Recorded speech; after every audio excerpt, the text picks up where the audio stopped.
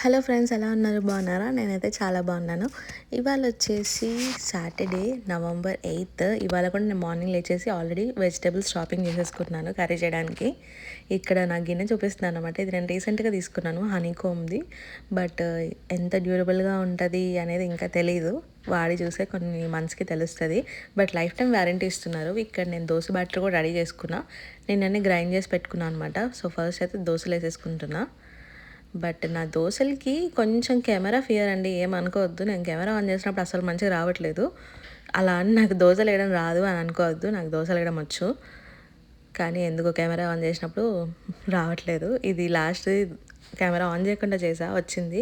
ఇంకా సరే దోశలు తిందాము అనేసి బాల్కనీకి వెళ్తే ఇక్కడ ఏంటో డిఫరెంట్ కైండ్ ఆఫ్ చేపలాగా నాకు అనిపించింది.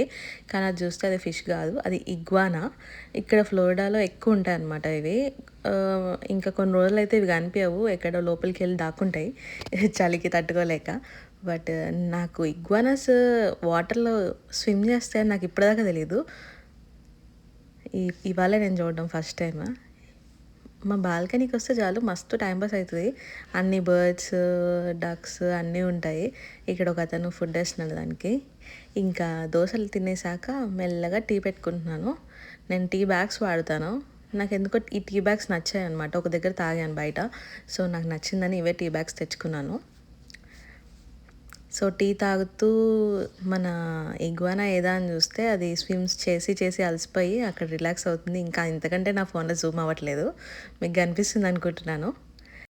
ఇంకా చెరువు ఖాళీగా ఉందని టర్టిల్ కూడా వచ్చేసింది అనమాట స్విమ్ చేయడానికి. ఇంకా అంతే ఇవాళకి. మళ్ళీ రేపు కలుస్తా. Bye bye. మీరైతే సబ్స్క్రైబ్ చేసుకోండి. టాటా.